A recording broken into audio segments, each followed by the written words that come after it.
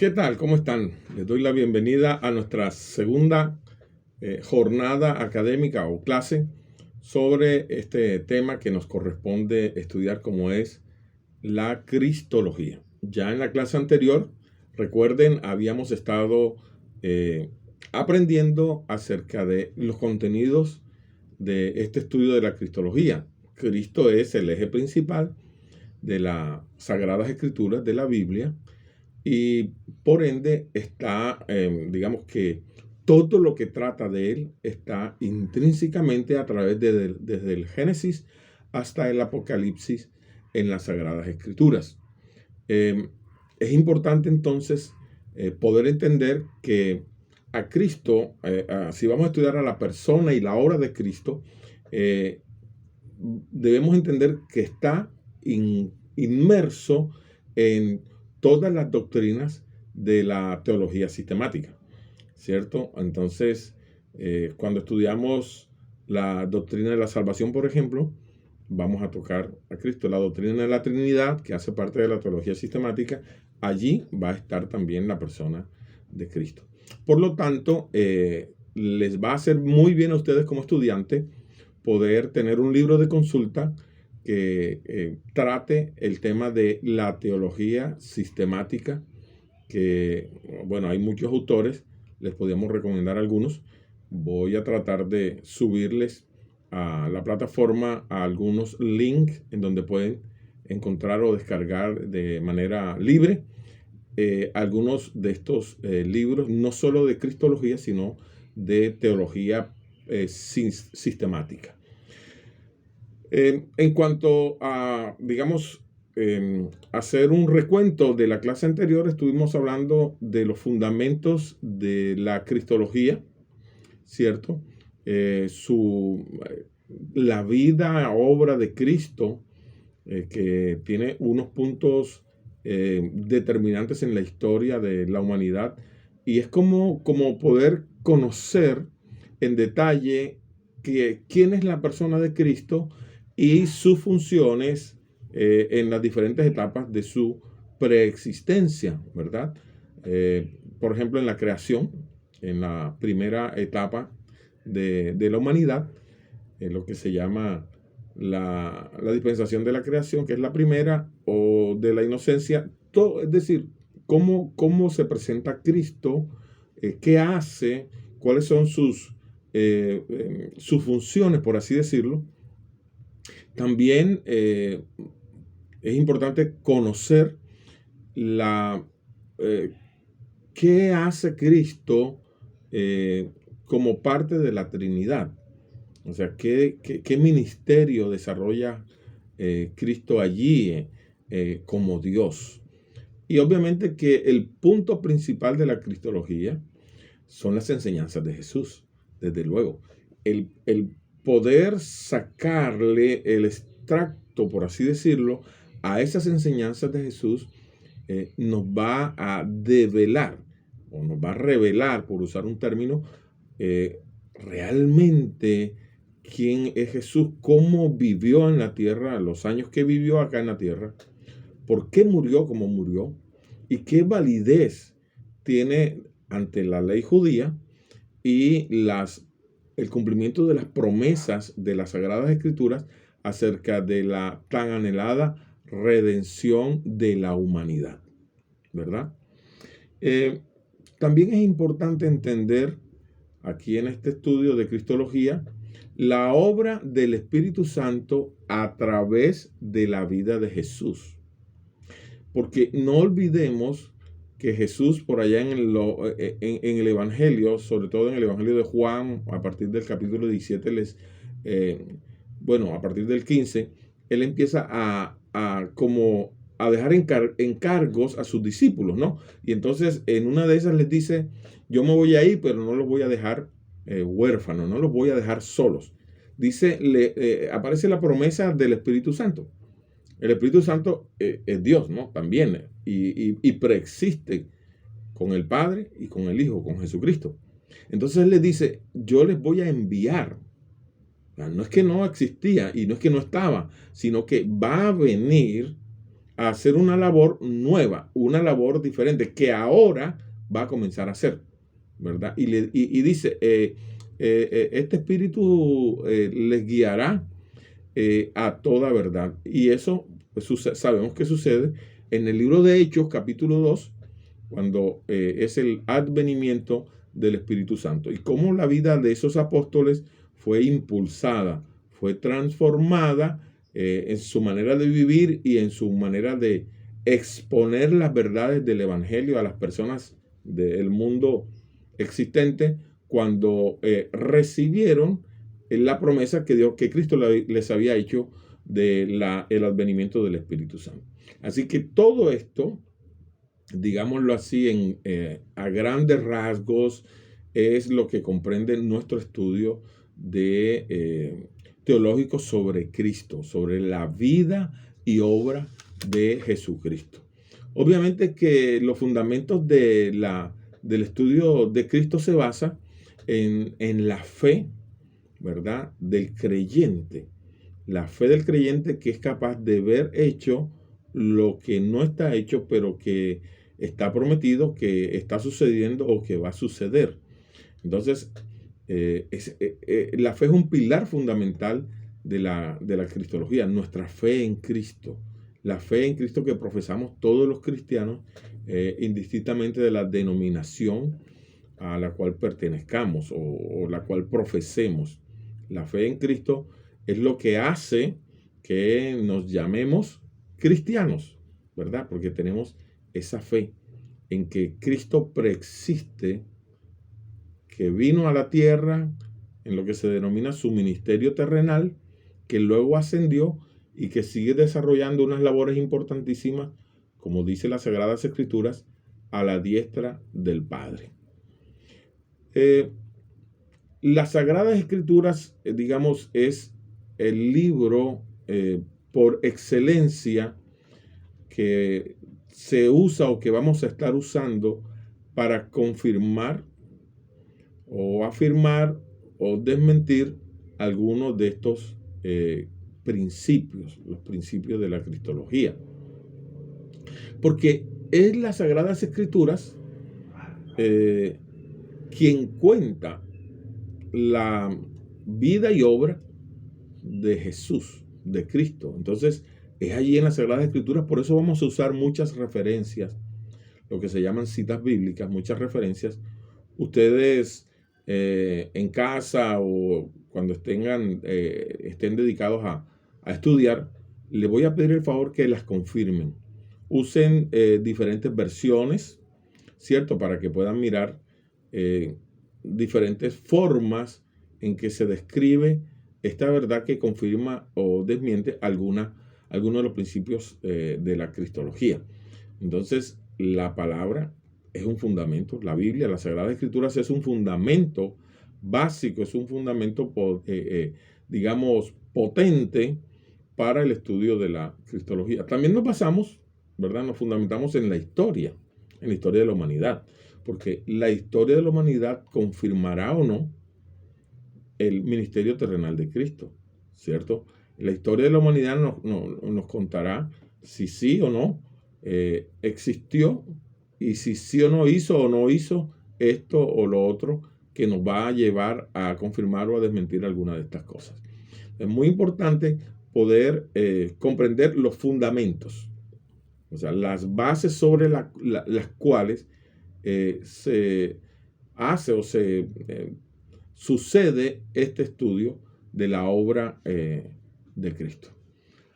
Al hablar de Cristo y de la obra de Cristo, digamos que más adelante vamos a mirar lo que Cristo desarrolló su obra y su existencia antes de su ministerio terrenal. Pero como les dije al comienzo, el estudio de cristología lo basamos principalmente en el ministerio terrenal de Cristo, porque, digamos, es lo que más se acerca a nosotros, a los seres humanos. Entonces, allí podemos aprender muchas cosas acerca de la persona de Cristo. Y el primer tema que quiero proponerles para tratar, ya entrando en materia, en este estudio de Cristología, desde luego es el nacimiento de Cristo, lo que da inicio, ¿cierto?, a el ministerio terrenal de Jesucristo en la tierra. Sobre el nacimiento de Cristo se han, digamos, esbozado algunas versiones. Lo que sí se puede afirmar desde la teología sistemática es que el nacimiento de Cristo fue virginal. ¿Qué significa esto? Profesor, virginal, ¿cómo así? Bueno, que fue concebido en el vientre de María, no por un esperma de José, sino que fue concebido en el vientre de María de manera milagrosa por el Espíritu Santo. De allí la importancia que tiene, se los dije ahorita, lo recordarán, ¿verdad? Estudiar, conocer la obra del Espíritu Santo en la vida de Cristo. Imagínense si será importante. Fue el Espíritu Santo el que concibió a Cristo en el vientre de María, siendo Virgen María. No había conocido varón. Y aquí les tengo unas referencias bíblicas de eso. En el Evangelio según San Lucas, en el capítulo 1, el versículo 26 al 28, si quieren anótenlo por allí y lo estudian luego. Como les dije, les aconsejo que lo estudien en diferentes versiones. Y si alguno por ahí tiene la oportunidad de consultar el Nuevo Testamento transliterado, que es del hebreo al inglés, mucho mejor, porque va a tener más originalidad en el texto a estudiar. En Lucas 1.26, como lo narra el apóstol Lucas, nos coincide con el relato de Mateo capítulo 1, el versículo 20, segunda parte, hasta el 25, ¿verdad? Donde se usa un pronombre en griego, un pronombre femenino que significa de la cual. El pronombre es EXHES. Ese pronombre involucra a la mujer, en este caso a María, como la que trae a Jesús al mundo, y no como nosotros lo entendemos acá en Occidente, de que claro, sí, biológicamente, no. Quiere decir que de ella nació el Redentor, de ella nació el Salvador, excluyendo, desde luego, en lo humano, a José como padre. Entonces imaginémonos un momento lo importante que es el demostrar, el tener la seguridad de que la concepción de Jesús en el vientre de María fue por el Espíritu Santo. Por lo tanto, ella, cuando concibió al Mesías, a Jesucristo, fue virgen. Bueno, ya luego, si José se desposó con ella, obedeciendo la voz, ¿verdad?, que le habló cuando él se dio cuenta que estaba embarazada y que no había conocido María a hombre, como lo dice el libro de Lucas, bueno, ahí ya José, como buen judío y como un hombre de honor, dice, bueno, yo aquí tengo que devolverla donde su padre para decir, hombre, está embarazada. Entonces, el Espíritu Santo le dice, no la rechaces, porque lo que en ella hay, ¿verdad?, es concebido por el Espíritu de Dios. De pronto, no sé si a ustedes les ha pasado lo mismo que a mí cuando yo estudio esta vivencia de María y José. No es tan fácil, para nada. Es fácil, podríamos decir, calarse hoy en día de que, me voy a casar con una mujer que es virgen porque no hemos tenido relaciones y ella no ha conocido varón. Y cuando me desposo con ella, que vienen los actos del desposamiento, resulta que está embarazada. Y encima de eso, la voz me dice que no la rechace porque lo que en su vientre hay del Espíritu es. Se necesita tener mucho valor como María. Y se necesita tener una confianza en Dios como la de José para poder seguir adelante y poder creer. Por eso el fundamento de la cristología es la fe.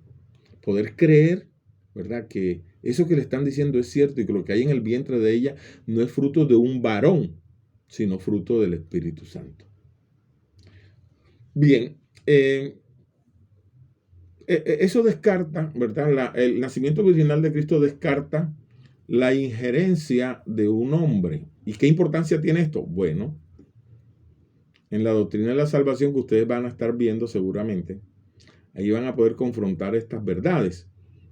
Y es que si Cristo no nace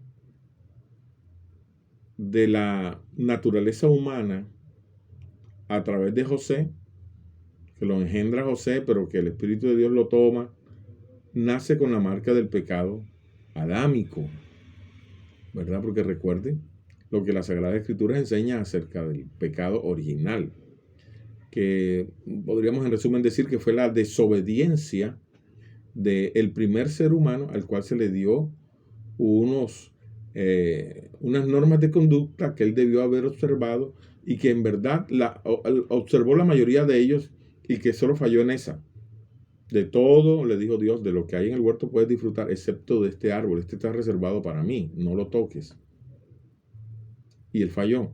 Dios hizo ese pacto con él y él falló. Entonces, eso trajo el pecado, como dice el libro de Romanos, ¿verdad? Entró a la raza humana el pecado por un hombre que fue Adán.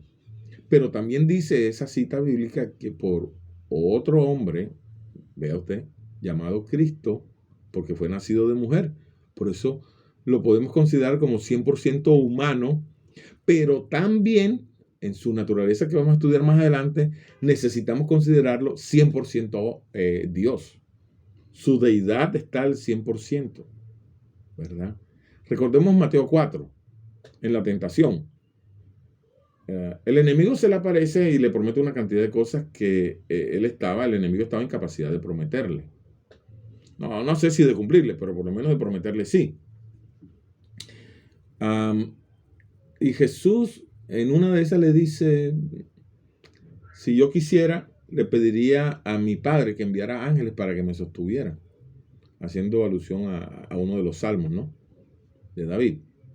Sin embargo, él no lo usa. Entonces, se comportó como 100% humano porque él decidió en lo humano cumplir la ley, sobre todo lo que tenía que ver con la ley de la expiación de los pecados. Por eso es que el apóstol Pablo habla de Cristo y dice, no escatimó el ser Dios y dejó eso allá en su trono de gloria para venir a hacerse humano.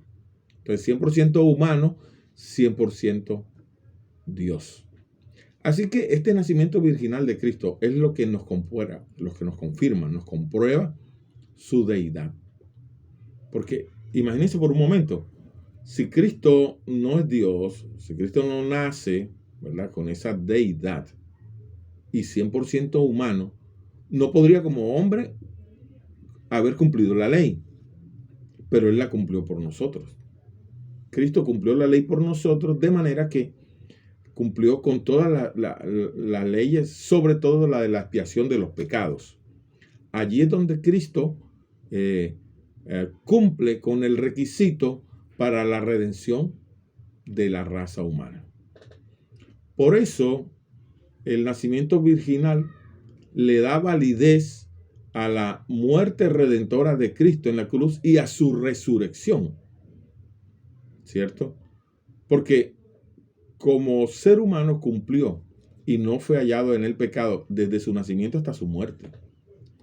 Fue el único ser humano que no pecó desde que nació hasta que murió. Eso lo hace acreedor al título de Mesías, al título de Salvador. Todo eso lo vamos a ver más adelante en los nombres de Jesús, los nombres que se le dieron a Cristo y sus funciones, lo que Él desarrolló acá sobre la tierra. Bueno, les podría también contar acerca de el nacimiento virginal de Cristo, acerca de su origen en lo humano, ¿verdad? Que el apóstol Pablo en Gálatas capítulo 1, versículo Gálatas 4:4, dice que Cristo fue nacido de mujer, engendrado por el Espíritu Santo y por lo tanto nació de una mujer virgen y fue concebido sin pecado alguno. Miremos cómo el apóstol Pablo describe esa deidad de Cristo y ese 100% humano también. Ahí en Cristo estaban las dos naturalezas, la humana 100% y la divina 100%.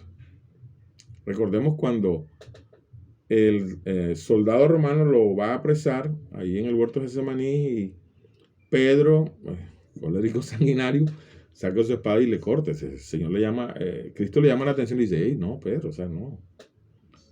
Tú tranquilo, mijo, ahí tranquilo. Si yo necesitara orar a mi Padre Celestial, y Él me mandaría respaldo, ¿verdad? Pero es necesario que yo padezca lo que voy a padecer. Yo personalmente considero que estos discípulos no tenían ni idea de verdad en lo que ellos estaban embarcando. Ellos pensaron, como buenos judíos todos, que era un profeta, un profeta grande que venía y que los llamaba para... Pero ellos van entendiendo, cuando el Espíritu Santo llega a ellos, es lo que yo pienso, cuando el Espíritu Santo llega a ellos y empieza a revelarles el ministerio para el cual fueron llamados, para el cual fueron escogidos, ¿verdad?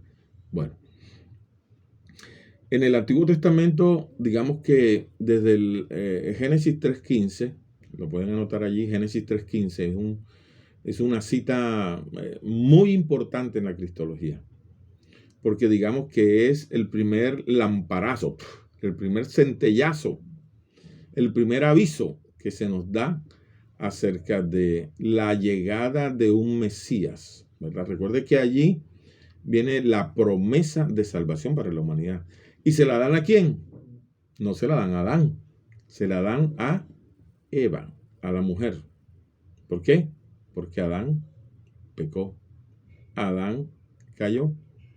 Entonces Eva recibe la promesa que la serpiente le ha herido, pero que ella, de la simiente de ella, vendrá alguien que le herirá fuertemente en la cabeza a esta serpiente. Estaba hablando proféticamente de Cristo. Desde Génesis 3.15 está esta promesa. Ahora, a Abraham, por ahí en Génesis capítulo 22, versículo 15 al 18, Génesis 22, 15 al 18, pueden anotarlo. Génesis 22, 15 al 18. A Abraham también se le aparece el Señor, se le aparece Dios y le dice, le da la promesa de bendición. Dice que en la simiente de Abraham serán benditas todas las naciones de la tierra. Y a veces para nosotros es fácil leerlo y entenderlo. Pero si hacemos una pequeña exégesis bíblica acerca del texto de Génesis, de la promesa de Dios a Abraham, Dios le está dando la promesa a alguien que no lo conocía. Nosotros llegamos al conocimiento de Dios de diferentes maneras, ¿verdad? Por los medios de comunicación, por las distintas denominaciones cristianas que hay. Siempre cuando llegamos a una denominación cristiana, ya traemos un pasado, un contacto del pasado con las cosas espirituales, con Dios, con las Sagradas Escrituras, con Cristo, con el Espíritu Santo. Pero en el caso de Abraham, recuerde que él era de Ur de los Caldeos, una tierra pagana. Tenía otras costumbres, otra cultura, otras religiones. Y a Abraham se le aparece Dios y le dice, deja todo allá, hey, y sígueme. Y Abraham le preguntó, bueno, ¿y a dónde voy a ir? ¿Qué le voy a decir a mi mujer, Sarai? Y a todos mis criados que tengo, y todas las 4 puertas, y los BMW que tengo aquí, todos los burromatas que tenía Abraham. y Dios, o la voz le dice, no, sígueme a donde yo te voy a mostrar. Sal de tu tierra y de tu parentela al lugar donde yo te mostraré. O sea, yo te mostraré. Entonces puede imaginarse a Abraham volteándose y coroné. Y va donde Sarai y le dice, no, mi amor, vamos a dejar todo esto aquí y nos vamos. ¿Cómo que nos vamos? O sea, que las mujeres siempre tienen una capacidad analítica un poco más centrada, más reposada que nosotros los varones. Somos un poquito más emocionales. Y Abraham le tiene que decir, no, pues es que se me apareció una voz de quién, ¿no? Dios. Dios, ¿cómo se llama ese Dios? ¿Quién es? ¿Dónde está? Porque conocemos a este, el Dios de este, el Dios de esto, el Dios del otro. Pero ese Dios. Abraham dice, no, yo no sé. Él me dijo que Él sería mi Dios, que Él me sostendría y que me llevaría y que de mí haría una nación grande. Y Abraham se mira así para abajo y dice, bueno, sí, una nación grande. Dijo una nación grande. Ya yo estoy viejo. No tengo posibilidad de engendrar, digamos, mediante el acto sexual. Y encima súmale que Sarai, su mujer, era estéril. Nunca había tenido hijos. Pero a ellos Dios le dice, voy a darles una descendencia. Y más adelante les dice, bueno, voy a darles una descendencia. Y esa descendencia será como las estrellas del cielo. Alza tus ojos, mira al cielo. Lo lleva al mar, mira la arena del mar. Así como es, la arena del mar será tu descendencia. Y le da la promesa. Le dice, en tu simiente serán benditas todas las naciones de la tierra. Préstale mucha atención a eso. Desde Abraham está también la promesa de la bendición de la raza humana. Yo que llamaría más que bendición la restauración. Restaurarlo al estado original que tenía, en la relación que tenía Adán con Dios. Cuando hablamos de Dios, hablamos del Padre, del Hijo y del Espíritu Santo, ¿verdad? De esa restauración. Y era a través de Abraham, de la simiente de Abraham. Aunque Abraham no, o sea, ya no estaba en capacidad física para procrear y su mujer encima era estéril y ya eran viejos los dos. Por eso es que a Abraham se le llama el padre de la fe. Imagínense. O sea, ¿quién podía haber hecho eso sino Abraham? Haber creído en esas promesas, en las condiciones en que él está viendo que existen, en las condiciones en que él está, ¿cierto? Pero Abraham cree y obedece. Entonces, allí cuando él obedece, sale, va, y el Señor, bueno, empieza a manifestársele y le da ciertamente ese hijo que vino a ser, ¿verdad? El antecesor o el que da a luz de sus simientes postreras el pueblo de Israel. Isaías, el profeta Isaías, uno de los más grandes profetas del Antiguo Testamento, profetiza sobre el nacimiento de Cristo, ahí en Isaías capítulo 7, versículo 14. Si quiere, anótelo para que lo tenga allí. Isaías 14, 7, ¿verdad? Él dice, la mujer concebirá y dará a luz un niño y su nombre será Emmanuel, que quiere decir Dios con nosotros, y empieza a dar todos los calificativos que luego serían aplicados en la realidad a la vida de Cristo. Mateo, eso coincide con lo que describe Mateo capítulo 1, versículos 22 y 23. Mateo 1, 22 y 23. Y por último, último de referencias bíblicas, de citas bíblicas, recuerden cuando María, embarazada, va a visitar a su prima Elizabeth. Ahí está el profeta Zacarías, que también Elizabeth estaba embarazada. Recuerden lo que sucedió allí, ¿verdad? Se movió el vientre de María y allí hubo una palabra profética del profeta Zacarías, que está en Lucas capítulo 1, versículo 27 al 25. Ahí se refiere a esa palabra que dio Zacarías sobre el nacimiento virginal de Cristo. ¿Por qué es importante ese nacimiento virginal? ¿Qué importancia tiene para la teología y para el mundo cristiano? Bueno, lo primero es que al tener un nacimiento virginal queda descartado, ¿verdad?, toda semilla de José como padre o de cualquier otro hombre. O sea que si María se embarazó y el bebé nació, no fue por un esperma de un hombre. Entonces, esa fue la obra del Espíritu Santo. Eso quiere decir que Jesús no hereda la naturaleza de Adán, la naturaleza pecaminosa de Adán. Por lo tanto, su muerte, la muerte de Cristo, es vicaria, ¿verdad? No es de un ser humano común y corriente, es de un ser humano que es 100% humano, pero también 100% Dios, por eso es vicaria. Y también cumple la ley de la sustitución, sustituye el cordero perfecto, el cordero sin mancha que se necesitaba sacrificar para la expiación de los pecados de la humanidad. Entonces, no solo muere, ¿verdad? Jesucristo muere y al nacer no de hombre, ¿verdad? Sino del Espíritu Santo, entonces, y nacer de una mujer virgen, entonces queda, digamos, legalizado, por así decirlo, ante la ley, ¿verdad? La ley del Antiguo Testamento, que murió por la redención, no su propia redención, porque en él no había pecado, sino la redención de la raza humana. También el nacimiento virginal de Cristo nos muestra a un ser humano que no es finito. Nuestra mente, nuestra vida tiene un límite, nuestra mente tiene un límite. Por eso a veces nos cuesta trabajo poder comprender algunas cosas de los estudios teológicos, algunos principios del estudio teológico.